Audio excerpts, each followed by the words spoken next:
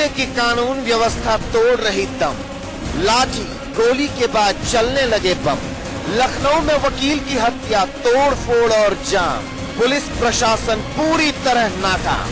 राजधानी में हत्या, तोड़ फोड़ और बवाल। जी हां, पूरे प्रदेश की तकदीर और तस्वीर बनाई जाती है लखनऊ में, लेकिन खुद लखनऊ की तस्वीर बदरंग है। बावजूद इसके कि पूरी सरकार ही रहती है यहां, लेकिन सरकार के कुछ पराक्रमी अधिकारी सरकार की ही किरकिरी कराने में कोई कोरकसर नहीं छोड़ रहे। शायद इनकी लापरवाही का ही नतीजा है कि लहूलुहान है लखनऊ।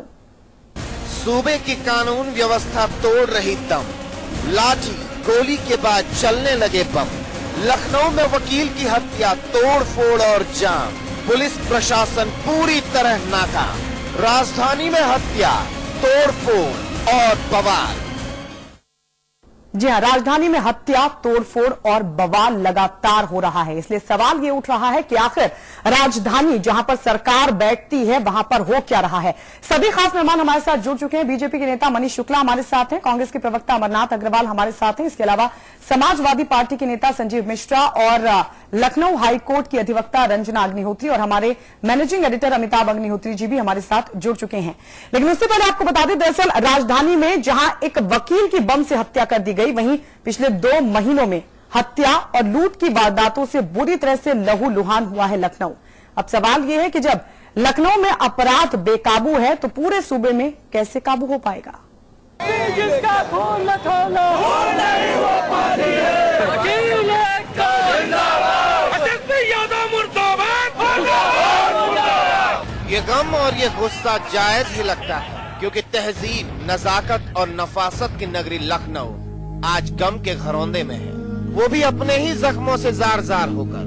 बेदम कानून व्यवस्था में लाठी और गोली के बाद अब बम चल रही है। ऐसे ही एक बम ने वकील निखिलेंद्र गुप्ता की खूबसूरत जिंदगी छीन ली।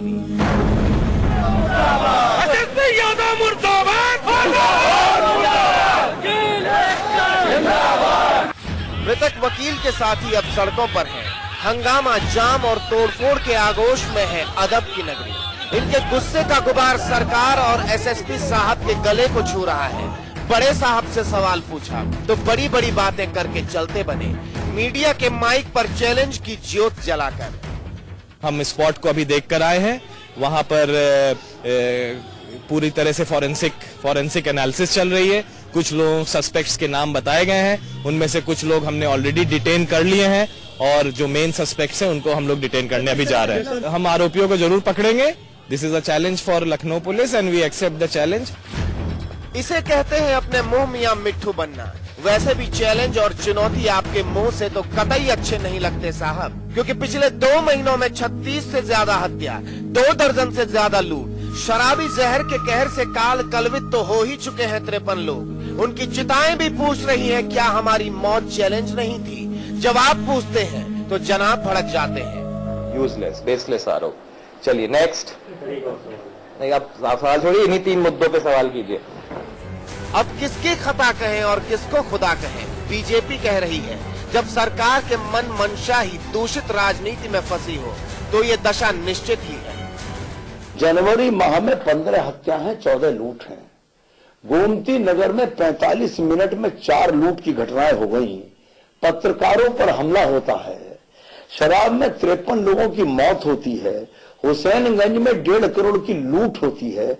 और आज तो पराकाष्ठा हो गई, वकील की हत्या, वो भी बमों से। अब तक उत्तर प्रदेश में गोलियों से हत्या मैंने सुनी थी, बमों से हत्या मैं पहली बार सुन रहा हूं। और इसके बाद भी गोमती नगर में 45 मिनट में 4 लूट के बाद थाना अध्यक्ष भी मौजूद है, वहीं चौकी इंचार्ज भी वहीं मौजूद है, सीओ भी वहीं मौजूद है। तो मैं नहीं समझता कि ये कोई कानून का राज स्थापित करना सरकार की मंशा है। इस सरकार की मंशा है अपराध को प्रश्रय देना। ये आंकड़े जनाजे हैं जनता के उस भरोसे के जो सरकार और सिस्टम पर होता है। तमाचा है तमाशा करने वाले अफसरों पर। क्या विचित्र बात है कि वाजिद अली शाह के शहर में इंसानियत का वजूद ही नहीं बचा। कांग्रेस कह रही है, जाग जाइए सरकार, ये जनता है, सब जानती है। कानून व्यवस्था की बहुत बुरी हालत है। पुलिस वाले मारे जा रहे हैं, वकील मारे जा रहे हैं, रोज हिंसा हो रही है, महिलाएं सुरक्षित हैं, नौजवान सुरक्षित है। तो कहीं ना कहीं एक कोलैप्स है कानून व्यवस्था का, जब जेल के अंदर आप देख रहे हैं हत्या हो जा रही है। बहरहाल ये दिया तले अंधेरा नहीं तो और क्या है। सारे हाकिम, सारे हुक्मरान, यूं कहिए कि भाग्य विधाता रहते हैं यहाँ। लखनऊ में ही तो लिखे जाते हैं पूरे प्रदेश की किस्मत के पन्ने, लेकिन लखनऊ शहर के पन्नों पर ही पीड़ा की काली स्याही पुती है। जहां बैठकर 22 करोड़ लोगों के मुस्तकबिल का फैसला होता है, उसी शहर की गलियों में आज गम और गुस्सा है। इस गुस्से पर ये शब्द भी कुछ शोर कर रहे हैं। तुमको गुरूर है अगर सत्ता का इस कदर, तो तख्तों को पलटने का हुनर ये जनता भी जानती है। ब्यूरो रिपोर्ट के साथ साजिद अली, समाचार प्लस। जिसका खून न खोलो, जी हाँ, लखनऊ की सड़कों पर जो तस्वीर दिखाई दी वो सिर्फ आक्रोश नहीं था, सवाल थे उस महकमे पर जिसके जिम्मे कानून व्यवस्था है, जिसके जिम्मे जनता की सुरक्षा है, लेकिन उस महकमे के कप्तान नाकाम साबित हो रहे हैं। ऐसे में सरकार की खामोशी कई सवाल खड़े कर रही है। सभी खास मेहमान हमारे साथ बने हुए, बीजेपी के नेता मनीष शुक्ला हैं, कांग्रेस के प्रवक्ता अमरनाथ अग्रवाल हमारे साथ हैं, समाजवादी पार्टी की तरफ से संजीव मिश्रा हमारे साथ हैं, और लखनऊ हाईकोर्ट की अधिवक्ता रंजना अग्निहोत्री और हमारे मैनेजिंग एडिटर अमिताभ अग्निहोत्री जी भी हमारे साथ बने हुए हैं। मनीष शुक्ला जी, 35 से ज्यादा हत्या, 2 दर्जन से ज्यादा लूट, जहरीली शराब से 53 लोगों की मौत हुई, ये आंकड़ा राजधानी का है। ऐसे में सवाल ये उठ रहा है कि जहां सरकार खुद बैठती है वहां पर 2 महीने में इतनी वारदातें हो रही हैं, क्या ये सरकार के लिए, शासन के लिए शर्मनाक नहीं है? देखिए गायत्री जी, आंकड़े तो आपने बता दिए। कल अधिवक्ता की हत्या और आज अधिवक्ता सड़क पर। अभी कुछ दिन पहले लोकतंत्र का चौथा खंभा भी सड़क पर था। तो उत्तर प्रदेश की सरकार ने जिस तरीके से लखनऊ में जहां स्वयं मुख्यमंत्री बैठते हैं, पुलिस के महानिदेशक बैठते हैं और तमाम बड़े अधिकारी और जो प्रदेश का भविष्य लिखने वाले लोग हैं लखनऊ बैठते हैं, वहां ये आंकड़े भयावह और डरावने दिखते हैं जी। और जिस तरीके से हत्या की गई निर्मम तरीके से वकील की, तो ये निश्चित रूप से कानून व्यवस्था के मुंह पे तमाचा है और ये सिद्ध करता है कि अपराधियों के सामने उत्तर प्रदेश की सरकार ने घुटने टेक दिए हैं। और अब उत्तर प्रदेश सरकार से मेरा ये सवाल है कि कितने लाशें और देखना चाहती है लखनऊ की धरती पर, तब वो कोई कार्रवाई करेगा। ये एसओ, चौकी इंचार्ज के ऊपर तो कार्रवाई कर रहे हैं। शराब के मामले में 53 लोग की मौत हुई, उसमें आबकारी विभाग के तो सबसे बड़े अधिकारी को आपने नाम दिया, लेकिन शराब की बिक्री में प्रशासन का जब तक इंटरफियरेंस नहीं होता तब तक कोई अवैध शराब नहीं बेच सकता। लेकिन लखनऊ के जो प्रशासन के आला अधिकारी है अभी वही विद्यमान है। ठीक है, रंजना अग्निहोत्री जी, जो आंकड़े सामने आ रहे हैं राजधानी लखनऊ के, क्या ये आंकड़े कानून व्यवस्था की बेलगाम स्थिति को बताने के लिए काफी नहीं है? देखिए, ये आंकड़े जो आपने बताए अभी हाल में 2 महीने के बताए हैं जी, लेकिन अगर जो हम शुरू से बात करें, जब से इनकी सरकार आई है, सबसे पहले तो 16 अगस्त 2012 को जो घटना हुई हाथी पार्क और बुद्धा पार्क के सामने, उसको दिया जाए। उसके बाद पूजा को लेकर जो बवाल हुआ अयोध्या में, और उसके बाद सबसे बड़ी यही नहीं रुकी, इन्होंने अपराधियों के मंसूबे बढ़ाए। कैसे बढ़ाए? जब आतंकवादियों के टेरर केसेस को उन्होंने विड्रॉ किया। जब इतने बड़े आतंकवादियों को पनाह दे सकते हैं, तो छोटे मोटे अपराधियों ने तो सोचा कि मैं कितना भी अपराध कर लूं, सरकार तो मुझे मुक्त कर ही देगी। और अपराधियों के मंसूबे बढ़ाने में सरकार, उत्तर प्रदेश सरकार का बहुत बड़ा हाथ है। और इनकी इसी मंशा का हश्र जो हुआ, हमारे एक अधिवक्ता बंधु जिसकी असमय 35 वर्ष की अवस्था में असमय मृत्यु हुई, उसके छोटे छोटे बच्चे और उसकी विधवा पत्नी आज रोड पर है, उसकी पूरी जिम्मेदारी उत्तर प्रदेश सरकार की है। ठीक है अमरनाथ जी, मूल सवाल ये है कि जब इतनी बेलगाम है कानून व्यवस्था, और जो ताजा प्रकरण हमने देखा और पिछले 2 महीने के जो आंकड़े कहते हैं, उसके बावजूद लगता है आपको कि इस कानून व्यवस्था की, आम जनता की सुरक्षा की जिम्मेदारी जिनके कंधों पर है, कप्तान साहब, क्या उनको बने रहने का हक है? नहीं, कोई अधिकार नहीं है। यहाँ तक प्रदेश सरकार को बने रहने का कोई अधिकार नहीं है। ऐसा लगता है कि प्रदेश सरकार अपराधों के कीर्तिमान बनाने के लिए ही इस समय चल रही है। एक कीर्तिमान सा स्थापित हो गया है। आप थाने में बलात्कार, जेल में हत्या, लूट में सिपाहियों की संलिप्तता, चाहे बनारस में देखा आपने, तो ये सरकार के सारे कर्मचारी, सारे पुलिस वाले बेलगाम हो चुके हैं, क्यों निरंकुश हो चुके हैं। जहां तक बात है कार्रवाई की, तो आपने कहा उच्च अधिकारियों पे, पुलिस अधिकारियों पे, किसी पे कोई सरकार कार्रवाई करती नहीं दिखती है और इनको संरक्षण देती दिखती है। ये प्रदेश सरकार का हश्र है। आज प्रदेश में कोई भी आदमी, जब राजधानी की ये हालत है तो अन्य जिलों की हालत आप सोच सकते हैं क्या होगी। थानों के अंदर रेप हो रहे हैं, बदायूं हो चाहे कहीं हो, एकदम बेलगाम है। आम आदमी डरा सहमा जीने को मजबूर है। जब रक्षक ही भक्षक हो जाएगा तो क्या स्थिति होगी, वही स्थिति आज हम फेस कर रहे हैं, प्रदेश की जनता फेस कर रही है। सूबे में जो कानून व्यवस्था का हाल है, ठीक है, आपकी बात आ गई संजीव मिश्रा जी। सूबे में जो हाल है कानून व्यवस्था का वो तो है, लेकिन अगर राजधानी लखनऊ जहां पर पूरी सरकार बैठती है, जहां पर पूरे सूबे के लोगों के भविष्य की रणनीति बनती है, तय किया जाता है उनका मुस्तकबिल, ऐसे में यहां पर 2 महीने के जो आंकड़े बयां कर रहे हैं उससे साफ है कि कानून व्यवस्था पटरी पर नहीं है। ऐसे में क्यों बने हुए हैं महकमे के वो कप्तान जिनके कंधों पर ये पूरी जिम्मेदारी है?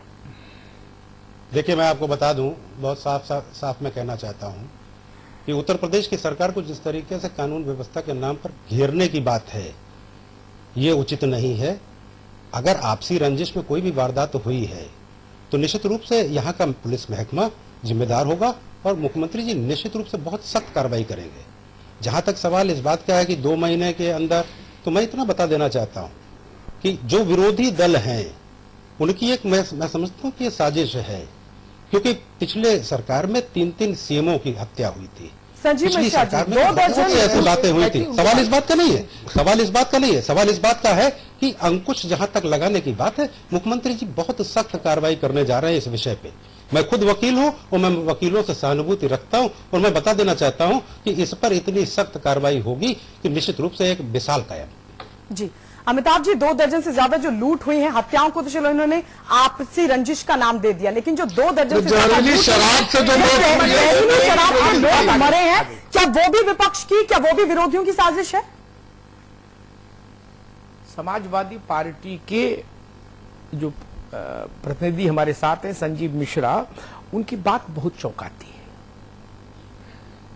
कल भी उत्तर प्रदेश की कानून व्यवस्था पर मैं चर्चा कर रहा था, बजलाल जी हमारे साथ थे, समाजवादी पार्टी के मित्र भी थे, सारी पार्टियों के प्रतिनिधि थे। तब भी मैंने समाजवादी पार्टी को सलाह दी थी, गुरूर छोड़ो, सिर झुका के गलती मानने का टाइम आ गया है। मानोगे तो कुछ बचा भी लोगे, अकड़ोगे तो ये भी जाएगी, पूरी भैंस पानी में जाएगी, भी अभी पूंछ बाहर है, ये भी डूब जाएगी। 36 हत्याएं हुई 60 दिन में, ये साजिश है, ये आपसी रंजिश है? पूरा लखनऊ रंजिश में डूब गया क्या? 24 से ज्यादा लूट है बड़ी, सबने आपस में मिलजुल को लुटवा दिया कि भाई समाजवादी पार्टी को बदनाम करना है, इसलिए अपना 1.5 करोड़ रुपया लुटवा दो। लाओगे सामने कोई आदमी नहीं, संजीव मिश्रा ने अभी नहीं, अवसर आए तो बोलिएगा, तब तक लिख के रख लो तर्क। चलिए ठीक है। 250 से ज्यादा आपने बताया, भाजपा ने नहीं, कांग्रेस ने नहीं, बसपा ने नहीं, उत्तर प्रदेश की सरकार ने हुकूमत हिंदुस्तान को लिख के भेजा लिखित तौर पर कि हमारे शासनकाल में 250 से ज्यादा सांप्रदायिक तनाव और दंगे और टकराव की घटनाएं हुई हैं। ये साजिश है? तो फिर आप किस लिए हैं? फिर वो राजा क्यों, जिसके खिलाफ हर आदमी साजिश करके ताल ठोक के निकल जाए, फिर उसको राजा नहीं रहना चाहिए ना।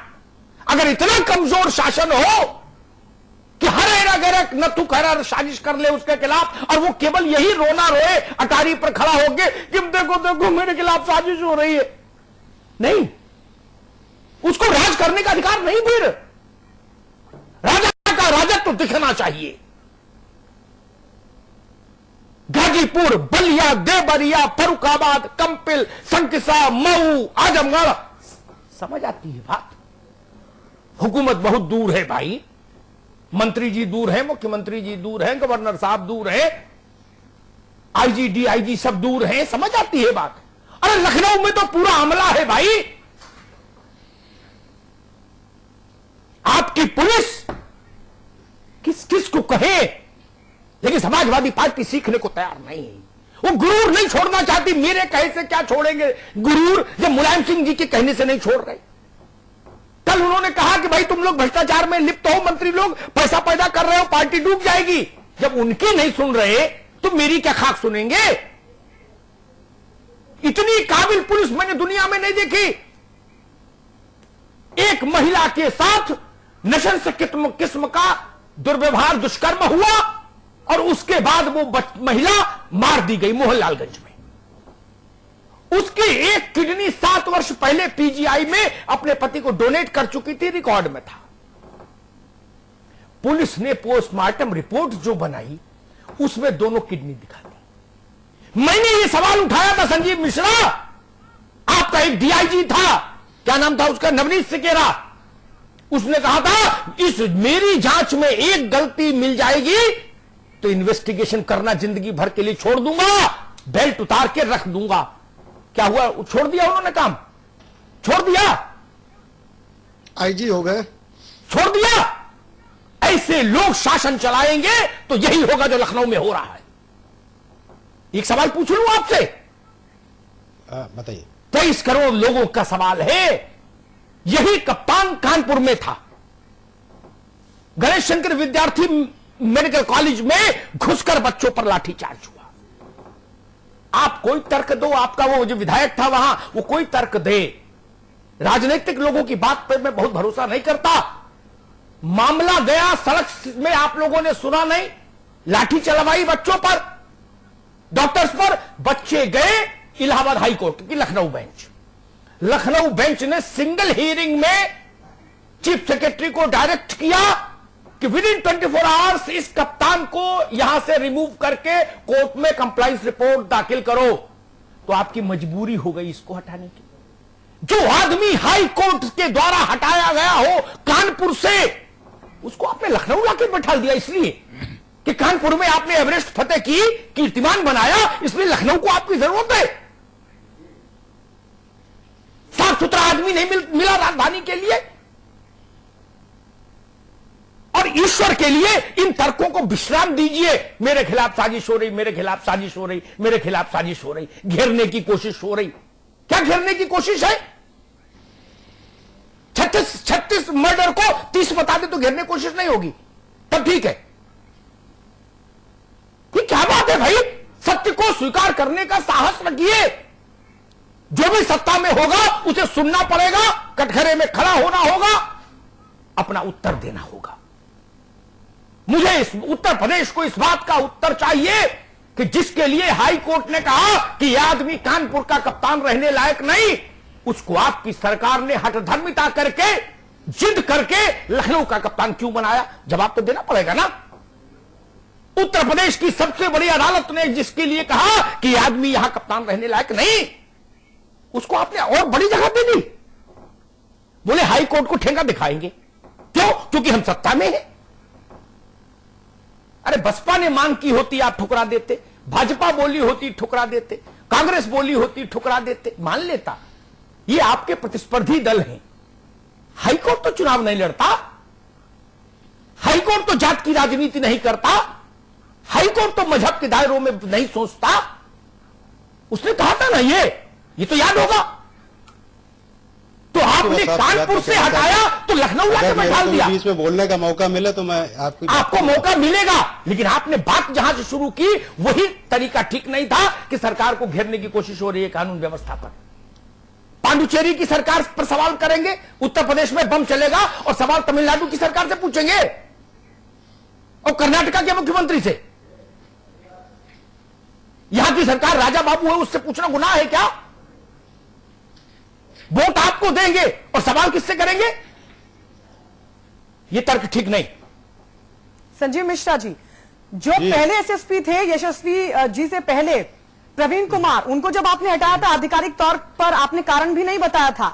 यह सवाल तो देना होगा सरकार को कि आखिर इतने विवादित अधिकारी को क्यों लखनऊ लाया गया। और आप शायद ये भी जानते होंगे कि पहले से ही महाराष्ट्र से ही उन पर कई मामले चल रहे हैं। मैं आपको बता देना चाहता हूं, यशस्वी जी की जहां तक बातचीत है तो कानपुर से हटाया गया। अमिताभ भाई ने बिल्कुल ठीक ये बात कही, लेकिन ये थोड़ी ना वहां डायरेक्शन था कि इनको कहीं और नहीं वो करा जाएगा, लखनऊ में नहीं किया जाएगा या मुरादाबाद में नहीं किया जाएगा। देखिए अधिकारी है, उसको भी संजीव जी आप उनको बात कर लीजिए, सही होने का मौका तो देना पड़ेगा ना। ऐसा नहीं कि अगर कहीं मान लीजिए कोई किस तरीके की मिस्टेक हुई होगी कानपुर में तो उसके बाद लखनऊ में नहीं हो सकता। ये तो कोई ये कोई मीडिया बैठ करके तय नहीं करेगी कि उसको अब कहीं नहीं होना चाहिए। आपका यही जरूर बहुत बड़ा है, मीडिया बैठ के तय नहीं करेगी, सारा आप ही तय करेंगे भाई। मैं इतना भी कहना चाहता हूं कि हाईकोर्ट ने ये नहीं कहा था, मैं वही उतनी बात कहना चाहता हूं आपसे कि हाईकोर्ट ने ये नहीं कहा कि लखनऊ में वो नहीं आदमी आ सकता। ठीक, मैं उत्तर दूंगा, मुद्दा ये है। संजीव मिश्रा, मैं उत्तर दूंगा, आप बात कह लो अपनी आगे ना कि हाईकोर्ट ने ये नहीं कहा, ये कह रहे हैं ना हाईकोर्ट ने, इलाहाबाद हाईकोर्ट ने उत्तर प्रदेश के 2 वरिष्ठतम IAS अधिकारियों के खिलाफ स्ट्रक्चर पास किया, कहा ये भ्रष्टाचार के मामलों में संलिप्त हैं और उत्तर प्रदेश के इतिहास में पहली बार गोविंद वल्लभ पंत से लेकर अखिलेश यादव तक, मेरी बात को गौर से सुन लीजिएगा सब लोग जी, गोविंद वल्लभ पंत से लेके आज की सरकार तक पहली बार ऐसा फरमान आया अदालत का, हाईकोर्ट का, जिसने कहा इलाका बदर करो। जिला बदर तो मैंने सुना अधिकारियों को आदेश देते हुए, उन्होंने कहा पश्चिमी उत्तर प्रदेश से इनको हटाओ, ये भ्रष्टाचार में संलिप्त है, ये जांच प्रभावित करते हैं। यानी हाईकोर्ट का इंटेंशन ये कि ये 2 लोग दागी हैं, इनसे दूर रहो, ये कहना चाह रहा था हाईकोर्ट। आपने कहा ये तो मजबूरी है, बच्चू हटाए दे रहे हैं, क्योंकि नहीं तो अगले दिन उसकी चीफ सेक्रेटरी को हाजिर होना था। हाईकोर्ट चीफ सेक्रेटरी को डिटेन कर लेता तो सरकार की तो किरकिरी हो जाती। तब आपने मजबूरी में हटा तो दिया, दिल पे पत्थर रख के, लेकिन आपने लखनऊ में लाके उनको उससे बड़े पद दे दिए। आप हाईकोर्ट के साथ तो कुश्ती लड़ते हैं, आप सुनेंगे किसकी? हाईकोर्ट जिसको कानपुर के SP के लायक नहीं समझता, उसको आप लखनऊ में बैठा देते और तर्क लेते। ये तो नहीं बोला ना कि लखनऊ में मत बैठाओ, ये तर्क मैं पहली बात सुन रहा हूं। यशस्वी जी को अगर बाय द वे कानपुर से हटाने का वहां से आदेश हुआ था हाईकोर्ट से, तो वहां पर ये आदेश हो जाता कि इनको अब कहीं नहीं रखना, तब तो बिल्कुल साफ चीजें हो जाती। संजीव मिश्रा जी, जहां तक लखनऊ, संजीव मिश्रा जी, आप तो मनीष क्या नाम था वो जो सारे मुख्यमंत्रियों के बड़े चहेते रहे, NHRM में जो जेल गए थे IAS अधिकारी शुक्ला, प्रदीप शुक्ला जेल में रह लिए, सरकारी नियमों के विरुद्ध उनका सस्पेंशन नहीं हुआ। जब हमने खबर चलाई कि भाई सरकार का नियम ये कहता है अगर 24 घंटे जेल में आदमी रह लिया तो वो सस्पेंड हो जाना चाहिए, तो सरकार को लगा यार अब फंस जाएंगे। बोले अच्छा भाई चलो दिल पे पत्थर रखो, थोड़ी देर के लिए करो सस्पेंड। बोले क्या करें, और उस मातम पुरसी करने सरकार के नंबर 2 के मंत्री डासना जेल आए, उनको सांत्वना देने कि क्या करें शुक्ला जी, ये मीडिया वाले बवाली हैं, मानते नहीं है, लेकिन खैर ये है तरीका काम करने का। और आपकी मैं देख रहा हूं उत्तर का अंदाज, आप कह रहे हो भाई फिर कोर्ट ये कह देता इनको कहीं नहीं रखो। अमरनाथ जी, अगर अदालत ये कहे कि इस SSP ने अन्याय किया, नियमों को तोड़ा, अत्याचार किया, इसका अर्थ क्या है कि हाई कोर्ट ये मानता है कि ये SSP अपना काम ठीक से नहीं कर पा रहा, यही ना? तो उसको एक छोटी जगह से हटा के बड़ी जगह का बना दीजिए इंचार्ज।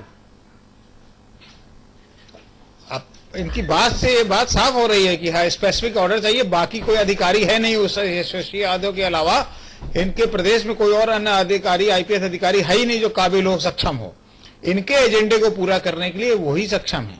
अभी जो उन्होंने कहा था कि उस अपराधी को गिरफ्तार करना हमारे लिए चैलेंज है, आपके लिए चैलेंज है आम जनता को बेखौफ घूमना, वो चैलेंज है आपके लिए चैलेंज नहीं कि अपराधी गिरफ्तार होगा, वो तो करना ही पड़ेगा आपको। आप उस चैलेंज को एक्सेप्ट कीजिए कि आम आदमी बेखौफ घूमे, ना कि अपराधी। अमरनाथ जी, चैलेंज उस आदमी के मुंह से अच्छा लगता है जिसमें भीष्म जैसी प्रतिज्ञा को निभाने की क्षमता है। कापुरुषों के मुंह से चैलेंज शोभा नहीं पाता। मैंने एक बड़े अधिकारी का उदाहरण दिया ना जिन्होंने, मैं वीडियो भेज दूंगा उनका, संजीव जी, नवनीत सिकेरा ने कहा था मैं आज से जांच करना बंद कर दूंगा अगर एक भी फ्लो इसमें कोई ढूंढ के दिखा दे। पलट गई पूरी रिपोर्ट, सरकार का चेहरा धुआं हो गया, मुख्यमंत्री फ्यूरियस हो गए, उन्होंने कहा आपने मेरा चेहरा खराब करा दिया। जांच ऑर्डर हुई, जांच में कर होना कुछ नहीं था, लेकिन रस्मी तौर पर एक जांच भी बैठा दी गई कि भाई ये कैसे गलत काम हो गया। क्योंकि वो तो प्रमाण रख दिया हम लोगों ने कि देखिए 2007 साल पहले इसकी किडनी ट्रांसप्लांट मतलब निकाल के इसके हस्बैंड के ट्रांसप्लांट की गई थी। इसके पास तो एक ही किडनी है, पीएस रिपोर्ट करी 2 किडनी, ये कैसे जांच करवाई? फंस गई सरकार। लेकिन उन्होंने न पद से इस्तीफा दिया, न जांच छोड़ी, न बेल्ट उतारी, न कैप उतारा, और वो डीआईजी से आईजी हो गए। मनीष बता रहे हैं उनके इस तेजस्वी परम प्रतापी कार्यों की वजह से उनका प्रमोशन हो गया। क्यों? क्योंकि आप कहोगे हाई कोर्ट ने तो कहा नहीं था कि इनको प्रमोशन मत देना, भले ही कितना भी गलत काम करें। ये भी तो समस्या ना। रंजना जी, क्या सरकारें अब हाई कोर्ट से यही आदेश पाने के बाद काम करेंगी कि एक एक अधिकारी का नाम लेके बोले कि भाई इनको बंद करो? सबसे पहली बात तो ये जो यही तो बड़ी हास्यास्पद स्थिति है कि हाईकोर्ट को इंटरफेयर करना पड़ रहा।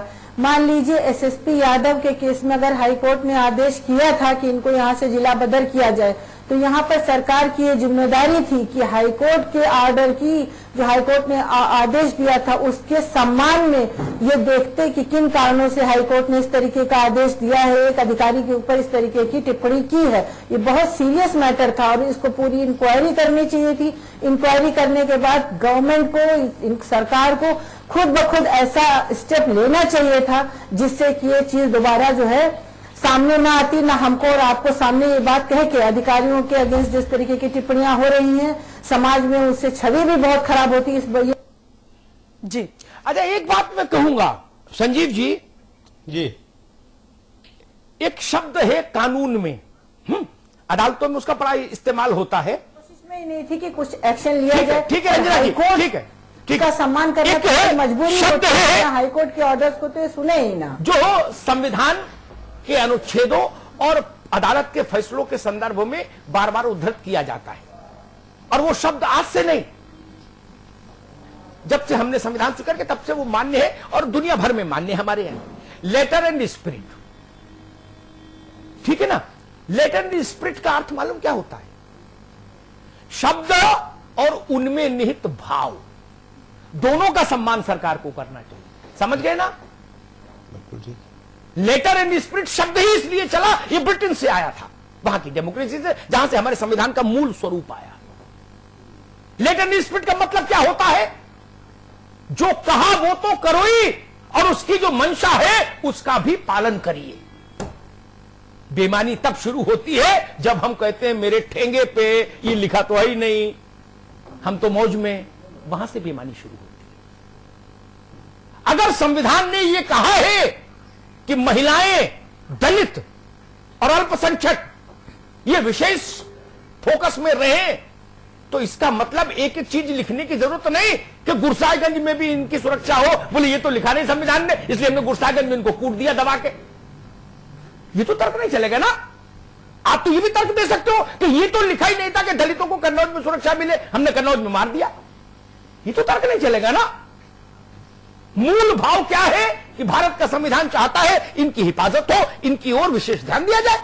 इसी को लेटर एंड स्पिरिट बोलते हैं। अगर हाई कोर्ट ने एक स्ट्रिक्चर पास किया एक सिटिंग एसएसपी के खिलाफ और कड़े शब्दों में स्ट्रिक्चर पास किया, मैं उस पूरे घटना को आपको बताऊंगा। मैंने उसको बहुत ढंग से लीड किया था उस इशू को। हाई कोर्ट के जजेस ने मालूम क्या कहा था अमरनाथ जी, रंजना को शायद याद हो अगर ये देख रही होंगी उस केस को। हाई कोर्ट के जजेस ने बच्चों से कहा, बच्चों ने कहा हमारे पास पैसा नहीं वकील करने का। उन्होंने कहा आपको वकील करने की जरूरत नहीं। बच्चों ने कहा ये पार्टी की जो सरकार है ये मानेगी नहीं, ये कुछ ना कुछ करके हमको फिर फंसा देंगे। तो मालूम है चीफ जस्टिस ने क्या कहा? उन्होंने कहा मैंने इनको 24 घंटे का समय दिया है, ये समय बीत जाने दीजिए, उसके बाद आप सीधे हमारे पास आ सकते हैं और मुझे बताइएगा कि कहां पर कमी रह गई। तब जाके ये हुआ है जिस मामले में कोर्ट ने आउट ऑफ द वे जाके स्ट्रक्चर पास किया हो। आपने उसकी स्पिरिट को समझा नहीं ना, आपने कानपुर से हटा के लखनऊ की छाती पर बैठा दिया। राकेश बहादुर और संजीव शरण को वहां से हटाया तो सीएमओ में लाके राकेश बहादुर को बैठा दिया, जिसके लिए इलाहाबाद हाई कोर्ट ने कहा कि ये आदमी भ्रष्टाचार में संलिप्त है। ये लोग जांच को प्रभावित कर रहे हैं, हटाओ इनको सरकारी पदों से यहां से। तो आपने उनको लाके कहां बैठा दिया? अरे पश्चिम में रहते, कहीं रहते ना अधिकारी बाबू, आपने कहां बैठाला लाके? किस दफ्तर में? जहां से पूरा सूबा चलता है, चीफ मिनिस्टर्स ऑफिस। समझ रहे ना आप संजीव जी? अब फिर आप कहते हो कि नहीं जी हम तो नियम कायदे का पालन करते और न्यायपालिका के प्रति मेरा बड़ा आदर है। ये दोहरी बात नहीं चलेगी। अमरनाथ जी क्या कह रहे थे आप? मैं ये कह रहा था, कानपुर में जो आपने बात उठाई थी, उन बच्चों के ऊपर झूठे केस भी लगाए जा रहे थे, उनका कैरेक्टर ही खत्म किया, उनका करियर खत्म किया जा रहा था। कर दिए। एक स्ट्रोक में हाई कोर्ट ने इस एसएसपी द्वारा लगाए गए सारे केस टर्न डाउन कर दिए थे, पता है आपको? एक सिंगल स्ट्रोक में उसने कहा what the hell, what the nonsense. High court ने टिप्पणी की थी ये फैब्रिकेटेड केस है, यानी ये छद्म केस है, रचे हुए केस है। ये हाई कोर्ट की टिप्पणी थी। जांच फेस करके आया ये कप्तान, उसको राजधानी सौंप दी।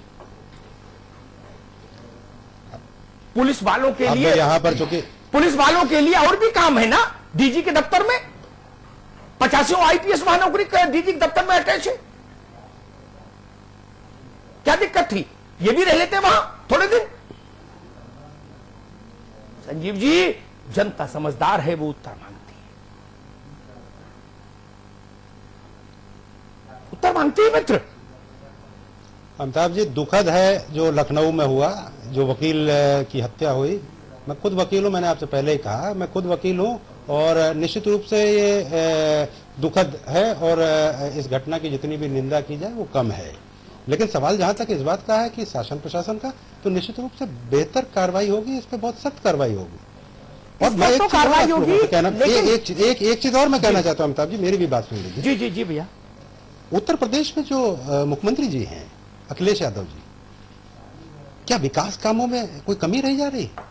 क्या कभी हम लोगों की इस विषय पर भी बैठ करके बातचीत होगी कि कितनी बड़ी फेरिस्त है विकास की उत्तर प्रदेश में? उत्तर प्रदेश की सरकार जो इस समय सरकार है, दुनिया भर का यूपी का ही नहीं, मैंने कहा जब तक लखनऊ में शांति नहीं होगी, कानून व्यवस्था नहीं होगी, विकास नहीं होगा। कानून व्यवस्था की बात, जहां तक सवाल इस कानून व्यवस्था का है, मैंने तो आपसे कहा कि कुछ इस तरीके की स्थितियां बन रही है कि विपक्षी पार्टियां सरकार को घेरने के लिए तमाम, जब तक अमिताभ जी हम सड़क से बेखौफ नहीं घूमेंगे, विकास बेकार है, विकास बेकार है, तो निश्चित रूप से कितना विकास हो रहा है। ठीक, सवाल यही उठ रहा है कि आखिर ये राजधानी लखनऊ में हो क्या रहा है और क्यों सरकार इस पर खामोश है। सभी खास मेहमान हमारे साथ बने हुए हैं। मनीष शुक्ला जी, कहीं ऐसा तो नहीं है कि ऐसे विवादित अधिकारी सरकार को पसंद है? क्योंकि राकेश बहादुर, संजीव सेन जैसे तमाम ऐसे उदाहरण हमारे सामने हैं, और फिर एसएसपी यशस्वी यादव जिनके साथ विवाद जुड़े हुए हैं, ये खुद तो विवादित है ही, अपने विवादित अधिकारियों की तैनाती करवाने में भी सफल हो रहे हैं और उनकी तैनाती भी हो रही है। तो कहीं ऐसा तो नहीं कि सरकार को ऐसे विवादित अधिकारी पसंद है और इसके लिए एसएसपी यशस्वी यादव यहां बने हुए हैं, इन पर कार्रवाई नहीं हो रही?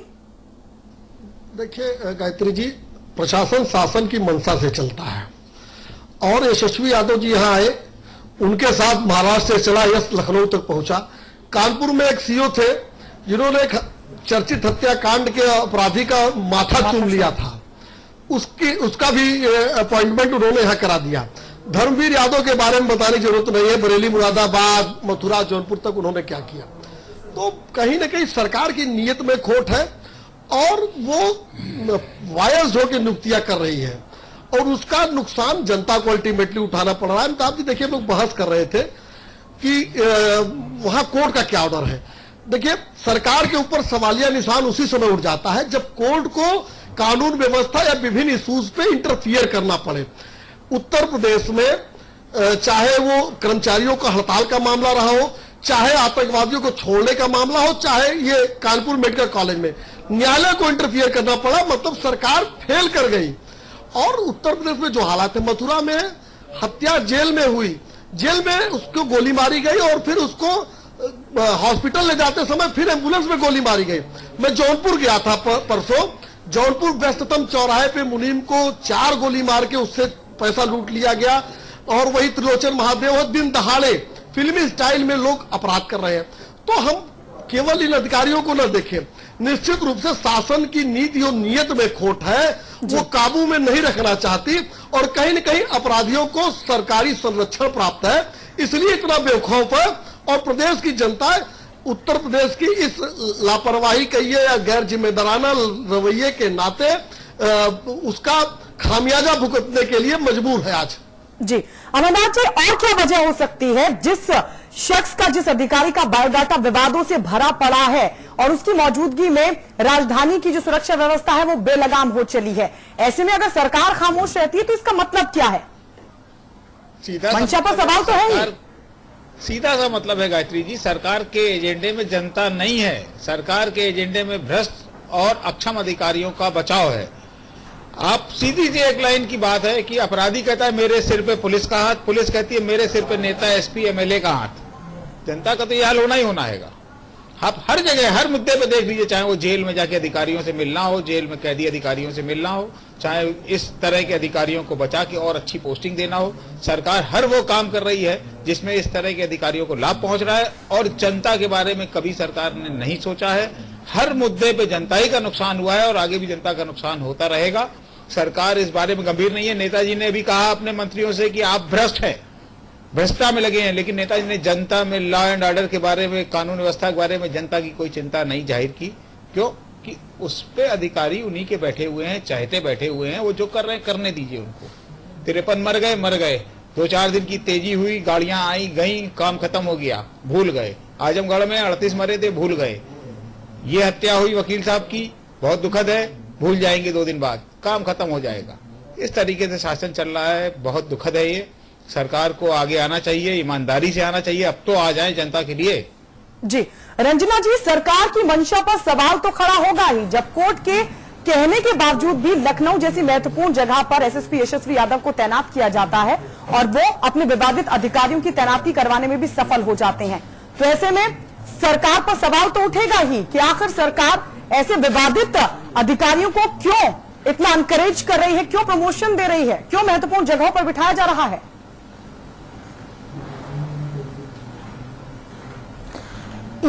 सरकार की इन सभी नीतियों से, इन सभी क्रियाकलापों से ये तो पूरी तरीके से सिद्ध हो गया है, इसको सिद्ध करने की अब जरूरत नहीं रह गई ही। सरकार को अपराध और अपराधी दोनों पसंद है और इनका विशेष झुकाव अपराध और अपराधियों की तरफ हो रहा है। इससे साबित होता है कि सरकार की प्रवृत्ति भी अपराधी है। और आज तक जितनी भी सरकारें उत्तर प्रदेश में देखी गई, यही सरकार सिर्फ ऐसी है जिसमें कि प्रजा इतनी दुखारी है। और गोस्वामी तुलसीदास ने भी कहा है कि ऐसा राजा जिसकी राज्य में प्रजा दुखारी होती है वो राजा नर्क का अधिकारी होता है। तो निश्चित ही इस सरकार का पतन होगा, क्योंकि इसमें इतने अपराध किए गए हैं कि इनको प्रजा और प्रजा के आने वाले जो अपराध हैं, पाप है, उनसे मुक्ति नहीं मिलने वाली। ये जानबूझकर किए जा रहे हैं, हत्या, बलात्कार, चोरी, डकैती, लूट, अखबार उठा लीजिए ऊपर से लेकर नीचे तक। अभी भी अगर इनको चाहिए अपनी सुरक्षा सरकार बचाना तो ये चेत जाएं और अपने प्रशासन को मजबूत रखें, कठोर से कठोर कदम उठाएं कानून व्यवस्था को सुनिश्चित करने के लिए। अन्यथा हाईकोर्ट को फिर आगे आकर के कुछ ऐसा कदम उठाना पड़ेगा कि जिसका खामियाजा इनको बहुत बुरी तरीके से भुगतना पड़ेगा। संजीव जी, रंजना जी ने जो संगीन मामले गिनाए हैं, जो गंभीर मामले गिनाए हैं, इनमें से कई मामले तो एसएसपी यशस्वी यादव के खिलाफ भी दर्ज हैं। महाराज से लेकर यहां तक जांच चल रही है उनके खिलाफ। क्या उनके बायोडाटा का आपको पता होगा? ऐसा तो होगा, जाहिर सी बात है, खंगाला होगा आपने, उसके बावजूद क्यों आपने तैनाती दे दी? देखिए क्या होता है कि अधिकारी को भी समय पे और सही होने का मौका दिया जाता है। मैं समझता हूँ इस तरीके, यानी आपको पता था। लेकिन अगर बाय द वे, जैसा कि भाई आप हाई कोर्ट की बात है और कानपुर में जो वारदात हुई थी और जिस तरीके के घटनाक्रम हुए थे, उस संबंध में मैं ये बात कह रहा हूँ, उनको एक सुधरने का मौका दिया जाता है और मैं समझता हूँ इस वजह से इस तरीके की स्थितियां हुई होंगी। लेकिन अगर यही बर्ताव चलता रहता है तो मैं निश्चित रूप से आपके मंच पे कहना चाहता हूं कि माननीय मुख्यमंत्री जी से मैं इस संबंध में बात करूंगा कि इससे सरकार की भी किरकिरी होती है। यही तो सवाल है। ऐसी व्यवस्थाओं में, ऐसी स्थितियों में सरकार को और शासन को, प्रशासन को सब कुछ देख करके चलना पड़ेगा। लेकिन जहां तक इस तरीके की बात है कि भ्रष्टाचार, हमारे कई साथी बगल में बैठे हैं जिन लोगों ने कहा कि साहब वो भ्रष्ट है। एक्चुअली में चक्कर क्या हुआ कि पिछली जो सरकार थी उसमें इतना ज्यादा भ्रष्टाचार हो गया कि जब हम आरोप लगाते हैं अपने नेताजी कह रहे भ्रष्टाचार हो रहा है, हम आरोप लगाते हैं कि कोई दूसरी पार्टी ने नेताजी ने 10 बार कर दिया। ठीक है, हर तरीके की चीज कह देते हैं। ठीक है, ठीक है। संजीव भाई जी सर, आपने कहा हम बात करेंगे मुख्यमंत्री से, ठीक बात है, लेकिन मैं एक उदाहरण रखता हूं। एक आदमी को फर्रुखाबाद कानपुर पैसेंजर चलाने के लिए बैठाला गाड़ी में, समझिएगा बात को, ठेठ यूपी का उदाहरण है? उसने ले जाकर पटरी से पलट दी गाड़ी, 150 मर गए, 20-25 डिब्बे वो पलट गए, हाहाकार मच गया। अब वो मुस्कुराता हुआ अलग खड़ा हो गया। ठीक, बुद्धिमानी किसमें है? अगर वो बहुत ही दुलरुआ है किसी कारण से, मैं उस कारण में भी नहीं जा रहा, वो आपका व्यक्तिगत मामला है, घरेलू, वो क्यों दुलारा है क्यों नहीं, वो आप जानो, आपका काम जाने, मेरी उसमें रुचि नहीं। आप उसको गुलगुला खिलाओ घर में बैठाल के, हमें क्या दिक्कत? उस ड्राइवर को थोड़े दिन भैया, जब तक वो सीख समझ योग्यता नहीं अर्जित कर ले, उसका मानसिक संतुलन ठीक नहीं हो जाए, तब तक क्या करेगा बुद्धिमान आदमी? उसको स्टेशन मास्टर के अंडर में बैठाल देगा कि भाई तुम पार्सल की एंट्री करो, सुन लो, बात पूरी सुन लिया करो, फिर बोला करो भैया, रजिस्ट्री की एंट्री करो, यही काम देगा ना। आपने जिसने पैसेंजर ठोक दी उसको दे दी शताब्दी, बोले बेटा अब तू ये चला, ये इसलिए पीड़ा है। और दूसरी बात, आपकी पार्टी का राष्ट्रीय सम्मेलन कब हुआ था लखनऊ में? लखनऊ में राष्ट्रीय सम्मेलन अभी हुआ था जनेश्वर मिश्रा जी के। हाँ, वो कब कितने महीने हो गए? करीब 2.5 महीना हो गया। 2.5 महीना हो गया ना। उसमें एक कोट कर रहा हूं, नेताजी का वर्जन, गलत हो तो टोक दीजिएगा, ये मुझे नोटिस दीजिए। 1 मिनट नहीं, 1 मिनट नहीं, पहले मैं बोल दूं, फिर आपको अवसर दूंगा। एक्चुअली पीछे की बात रह जाए। अच्छा बोल दीजिए भैया, बोल दीजिए, तुरंत बोल दीजिए। देखिए, आपने कहा कि आपने उस दुलरुए को कर दिया जी, हाँ, उसको पहले ट्रेनिंग देनी चाहिए। हाँ, हाँ, आपने ये बात कही। होता क्या है कि एक्चुअली ट्रेनिंग का सर्टिफिकेट जो लेकर के आता है, ठीक है ना, उसमें हम कैसे क्या कर सकते हैं? हम बताएंगे। आईपीएस है, हम बताते हैं। एक मेरी बात भी सुनिए जी, हाँ, जो आईपीएस हाँ, परीक्षा दे करके आता ठीक है, ठीक है, और उसको इस तरीके की ट्रेनिंग पूरी मिली हुई होती, ठीक है, ठीक है, लेकिन उससे अगर कहीं पर कोई इस तरीके की मिस्टेक हुई है तो सुधरने का एक मौका दिया जाता है। मैं उस पूरी घटनाक्रम को संजीव भाई, उस पर संजीव भाई एक बात बताएं सर, मेरा 25 वर्ष के तजुर्बे का निचोड़ मित्रता के नाते कह रहा हूं, उसको मित्रता के नाते रिसीव कर लीजिएगा तो पार्टी फायदे में रहेगी, है ना जी। जिन जिन सरकारों ने, केवल आप ही दोषी नहीं हो, ऐसी बहुत सारी सरकारें मैंने हठधर्मी देखी 25 साल में, जिन जिन सरकारों ने बाबुओं के बचाव में ताल ठोकी वो सरकारें डूब गई। फिर बाबुओं ने भी फोन उठाना बंद कर दिया जब सरकार नहीं रही, तो हासिल क्या हुआ? कुछ नहीं। जनता के पक्ष में ताल ठोकोगे तो रिन्यूअल भी हो जाएगा कॉन्ट्रैक्ट का, नहीं तो बेरोजगार हो जाओगे मित्र, तो कोई यशस्वी फोन नहीं उठाएगा, जान लीजिए। ये सब बने के साथी, इनके लिए मत लड़ो, इनकी सफाई में मत खड़े हो। और एक से आप बात आ गई, आपने अपनी बात कही, मैंने अपनी। 2.5 महीने पहले आदरणीय नेताजी ने एक बात कही, उन्होंने मंच से कहा, मैं उनके शब्द कोट कर रहा हूं, गलत हो तो मुकदमा करिएगा सब लोग। उन्होंने कहा, हमें सब पता है, हमें सब पता है, दलाली जमीन में कब्जा में पैसा बनाने में लगे हैं मंत्री, और ऐसे सब मंत्रियों के सारे कागज हमने मंगा लिए और सारे कागज हमने राम गोपाल को दे दिए और हमने कहा भाई इनको सबको बाहर करो। अब ये इनका और अखिलेश का काम है, उनको बाहर करे। ये नेताजी ने मंच से बोला, कान में नहीं बोला, मंच से बोला। 2.5 महीना हो गए, कितने बाहर किए? मुलायम सिंह जी गलत तो नहीं बोलेंगे। और जब वो इतनी बात करे, मैंने कागज दिए हैं, भ्रष्टाचार के सबूत दिए हैं, मेरे पास सबका कच्चा चिट्ठा है, गलत तो नहीं बोलेंगे। वो बसपा के आदमी भी नहीं है, वो भाजपा के आदमी भी नहीं है, वो विश्व हिंदू परिषद के आदमी भी नहीं है, वो तो इस पार्टी के बाप है, इस पार्टी के पिता है, निश्चित रूप से इस पार्टी के बनाने वाले हैं, उनके तब से ये पार्टी खड़ी है। कितने मंत्री हटा दिए जी आपने भ्रष्टाचार में? एक भी नहीं। जो भ्रष्टाचार के मामले में लोकायुक्त के आप फंसे हैं, वो तो चमेली का तेल लगा के ताल ठोक रहे हैं, उनको तक तो हटाए। तो मुलायम सिंह जी ने जो कागज दिए वो कहां गए, ये नहीं पूछूं? मैं पूछ लेता हूं तो आप खफा हो जाते हो, समाजवादी पार्टी के दोस्त कहते हैं बता दीजिए मत पूछो। थोड़ा ये मेरे लेवल से ऊपर की बात है, इसलिए मैं इसको नहीं, मैं आपसे नहीं कर रहा हूं, मैं समाजवादी पार्टी से मेरा मतलब सबसे है। अब सवाल आता है लखनऊ का मित्र, मैं फिर उसी बात पर आऊंगा, चूंकि आपने उसमें सफाई देने की कोशिश की कि कहीं सुधार का काम संजीव भाई मालूम कहां होता है। जब एक ऑपरेशन में पता लग जाए कि इस डॉक्टर ने गलत ऑपरेशन कर दिया, तो उसको फिर इंडिपेंडेंटली ऑपरेशन नहीं करने को दिया जाता है, सीनियर डॉक्टर के अंडर में रख दिया जाता है। जान लेते लड़का भी इतना योग्य नहीं हुआ कि इंडिपेंडेंटली ऑपरेशन कर दे, राइट। यही काम शासन में होता है। जब एक बार परीक्षा हो गई, अग्नि परीक्षा, पता लगा ये आदमी तो इमेच्योर है, वहां डॉक्टर मारे, यहां वकील मर गया, अब मास्टर बचे, उनको भी कर दो, फिर चुनाव में उतर के देख लेना भैया। आपको पता है एक वकील 200 वोट खराब करता है, पता ना संजीव मिश्रा जी? एक वकील एक वोट खराब नहीं करता, 200 से 500 वोट खराब करता है, पता है ना? क्योंकि वो तो सुबह 9 बजे पहुंच जाता है कचहरी। मैं वही कह रहा हूं, वकील हूं। वो तो सुबह 9 बजे बस्ते पे पहुंच जाता है, वही चाय पीता है, वही गप मारता है, वही माहौल बनाता है। मुश्किल हो जाती है, ये जान लीजिए।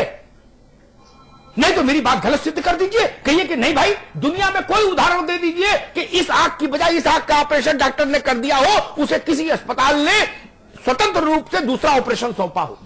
मेरी आपत्ति यही है। इनको आप साल 1.5 साल डीजीपी ऑफिस से अटैच क्यों नहीं रखे? तो तरीका सीख लेता। अभी तो नई उम्र का लड़का है, ऐसा तो नहीं कि जवाहरलाल नेहरू के टाइम के हैं ये। आजादी की लड़ाई में तो हिस्सा लेके नहीं आए ना, अभी तो नौजवान है। मैं इनकी फोटो देख रहा हूं, क्या दिक्कत है अगर साल 2 साल डीजीपी क्या सीख लेते? क्यों दिया आपने लखनऊ? 53 लोग मर गए, 53 लोग जहर पीकर। कोई जिम्मेदारी लेगा? वो गरीब है इसलिए जिम्मेदारी नहीं लेगा, कोई जरूरत नहीं। बड़े आदमी होते तो जाने कितनी गर्दनें जिबह हो जाती। गरीब की जान का कोई मोल नहीं मित्र, ये समस्या है। अमरनाथ जी, आखिरी कमेंट आपकी तरफ से। लगता है कि सरकार अब भी गंभीरता से इस मसले को लेगी और कप्तान के खिलाफ कार्रवाई होगी? सरकार को कार्रवाई करनी चाहिए, और इसलिए करनी चाहिए कि अगर किसी को एक जिम्मेदार पोस्ट दी गई है तो वो सरकार की मंशा के अनुरूप कानून व्यवस्था लागू करने के लिए काम करे। अगर वो उसको लागू नहीं कर पाता है तो उसका फेल्योर है ये। सरकार उसका खामियाजा उठा रही है, उस अधिकारी की अक्षमता का भी खामियाजा सरकार उठा रही है। अगर ये सरकार इस खामियाजे को उठाने को तैयार है तो सरकार की मर्जी जी। मनीष शुक्ला कार्रवाई जी, सरकार को करनी चाहिए। मनीष शुक्ला जी, लग रहे हैं कोई आसार की सरकार अब गंभीर होगी कम से कम, क्योंकि सरकार की भी लगातार किरकिरी हो रही है। देखिए, ये सरकार जब से बनी है किसी भी घटना से उसने सबक नहीं लिया, अगली घटना का इंतजार करती रही है। अभी शराब के विषय में जब हम लोग चर्चा कर रहे थे तो ये भी विषय आया था कि अब चेतेगी कि नहीं चेतेगी। अब दूसरी घटना हो गई, लूट हुई 1.5 करोड़ की, उसके पहले मुनीम से लूट हुई थी राजभवन के सामने। तो चूंकि देखिए, पसंद, व्यक्तिगत पसंद नापसंद पे जब अधिकारी तैनात होंगे तो उनसे डिलीवरी की उम्मीद मत करिए। ठीक है, ठीक है। संजीव मिश्रा जी, आखिरी सवाल आपसे, क्या अब तो कम से कम सरकार को गंभीर होना चाहिए, या ये मान लिया जाए कि लोग मर रहे हैं तो मरे, जो तैनाती की है वो की जाएगी बस? नहीं, सरकार गंभीर है और निश्चित रूप से जो आज की घटना है इस पर बहुत ही सख्त कार्रवाई। ठीक है, वक्त बताएगा। अमिताभ जी को भी ये आश्वासन और विश्वास दिलाना चाहता हूं कि निश्चित रूप से इस और ये जो पिछले जो भी घटनाक्रम है इन पे अब सरकार बहुत सख्त कार्रवाई करेगी, और मैं समझता हूं कि निकट भविष्य में इस तरीके की घटनाएं नहीं होंगी। अमिताभ जी, जो नादान हो, जो लर्निंग लाइसेंस धारी हो, उनके साथ ऐसी गाड़ी में आदमी सिखाता है उनको, वो भी मैदान में खाली में, जिसमें बगल में एक ट्रेन ड्राइवर बैठता है। संजीव जी, यही नियम है ना दुनिया भर में, और हम आप भी ऐसे सीखे है ना। ब्रेक तो दूसरा ड्राइवर पकड़े रहता है ना, बगल वाला, कि कहीं भेड़ ना दूं, ऐसे सीखते हैं ना। मैंने पहली बार देखा कि लर्निंग वाले को यमुना एक्सप्रेस वे पर उतार दिया आपने, बोले चला बेटा, चाहे जहां चला। क्यों? लखनऊ तो यमुना एक्सप्रेस वे है भाई, उत्तर प्रदेश का चेहरा है, वह बवाल आपने क्यों आमंत्रित किया? और मैं तो समाजवादी पार्टी की बुद्धि पर हैरान हूं। आप किसके लिए लड़ते हो, किसके लिए लड़ते हो? एक वोट वाले बाबू के लिए, और 50,000 वोट गंवा देते हो, फिर किसी एक वोट वाले बाबू के लिए खड़े हो जाते हो, फिर लाख वोट गंवा देते हो। क्यों? किस नजूमी ने आपको बता दिया ये टोटका? चलती नहीं पार्टियां मित्र ना। संजीव सरन हो, राकेश बहादुर हो, यशस्वी हो, नवनीत सिकेरा हो, वो नियुक्ति सचिव, पता है उनको इलाहाबाद हाई कोर्ट ने 2 साल की सजा दी थी, पता है ना? जिसको हाई कोर्ट ने सजा दी उसको आपने मालूम क्या बना दिया? आत्मा तृप्त हो गई।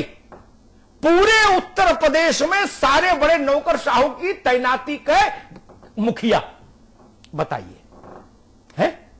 हाई कोर्ट ने जिसको सजा दी आपने उसको नियुक्ति सचिव बना दिया प्रदेश का। आप हाई कोर्ट से हट क्यों करते हैं?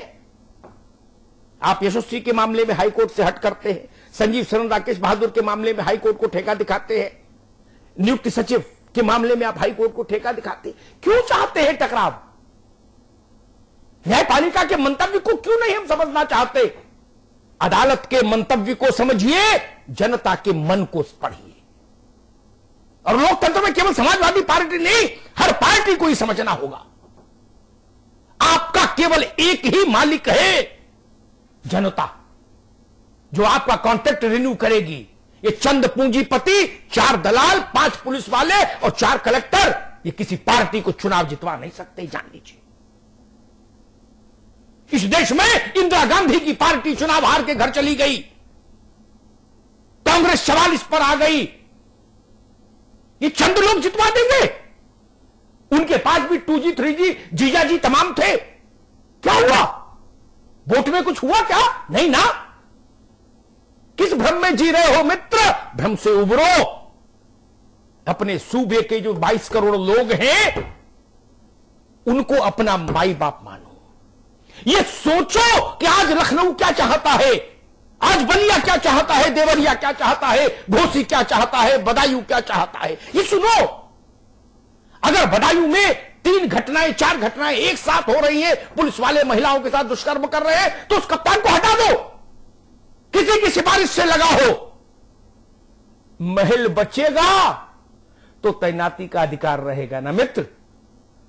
महल बचाने के लिए पहले सोचिए, तैनातियों में मत उलझिए। सरकार में रहेंगे तो जो रहेगा वो आपको सैल्यूट मारेगा। और अगर ऐसे अड़ेंगे, ऐसे लड़ेंगे बाबुओं के लिए, सिपाहियों के लिए, तो पार्टी का और सरकार का चेहरा फिर बचेगा नहीं। बहुत बहुत धन्यवाद।